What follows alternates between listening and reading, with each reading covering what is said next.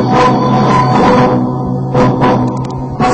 freeways in Winnipeg are very rare, as you can tell, and WKHM Pulse News has done several reports on freeways in Winnipeg and why we haven't done them, but we haven't shown you, we've talked very little about the actual progress or the research that has been done for this in Winnipeg, and I'm going to show you quickly now on what freeways there were proposed for Winnipeg and what benefits they would have had for Winnipeg.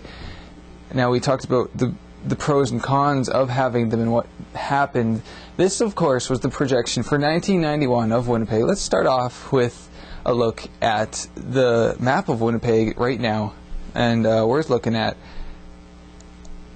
like basically Winnipeg, right? As you can see, north, east, southwest, that is the whole Winnipeg here.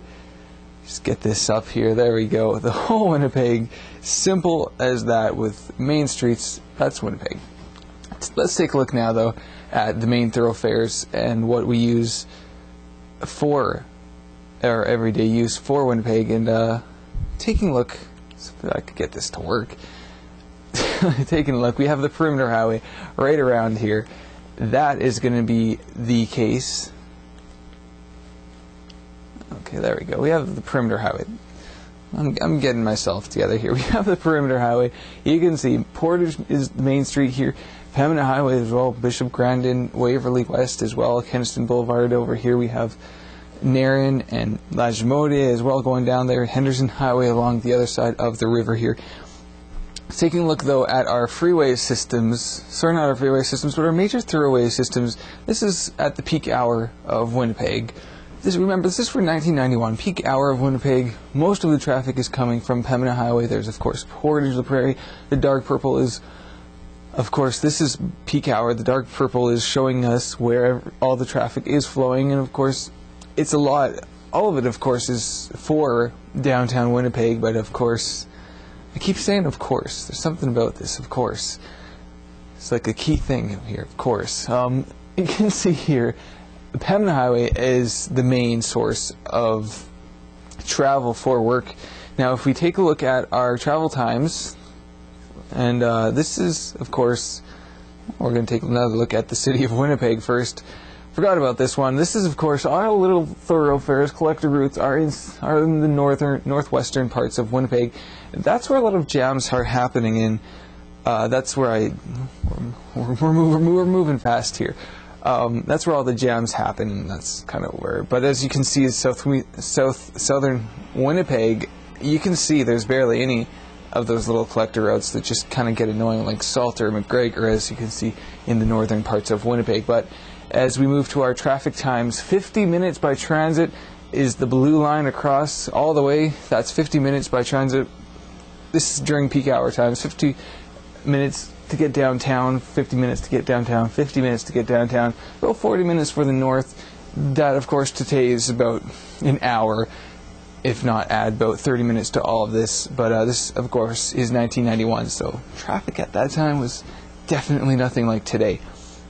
The red is just by vehicle, as you can see. The most by vehicle is about 30 minutes. That's not too bad just to get downtown, but again, this is Winnipeg, and I mean, we're going to see a little more. This is the PM rush hour. As you can see, the blue still is the transit. We see a little jump here and there as people begin to make their way out from downtown back to home. All right, this is what I really wanted to show you. This is the projection if we had the urban beltway, which is halfway between the perimeter and downtown, pretty approximately. This would benefit us, as you can see. Remember that purple one I showed you? That purple one, I mean, look at this. Pembina Highway is pretty much clear. This, of course, being Pembina would be a southern freeway. The western freeway would be freeing. The urban beltway, of course, majorly used there. And, I mean, basically, the whole city frees much faster, as you can see. Moving on, this is, of course, is our freeways. And, yeah, this is the freeway system. This is what would happen. As you can see, the urban beltway, the western freeway, the eastern freeway, the southeastern freeway, the northeastern freeway, all of that is happening here.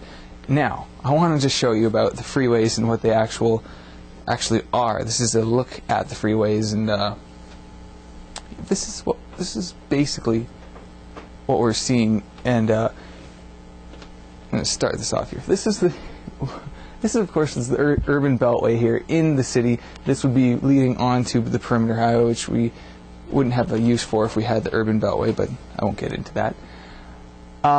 This is the freeway. Of course, look at this interchange here. That is what Winnipeg needs instead of traffic lights. The interchange here, the airport, of course, being right here, pushing this along. We're moving around. This is the Western Freeway. Of course, this is West Avenue just down here. Okay, I'm back. This is what happens with technology these days. Gotta love it. Anyways, this is the projection. We're continuing the projection of the freeway. The Western Freeway, this is the airport. Remember, as the freeway comes around, swings around Polo Park. I just can't do this anymore. This is too good to see. As you can see, it's swinging around, cutting through the Polo Park phenomenon is what I'm going to call it, because it's really just that. As you can see, it's going to swing around the airport here, moving this along. I like this part. I'm going too fast here.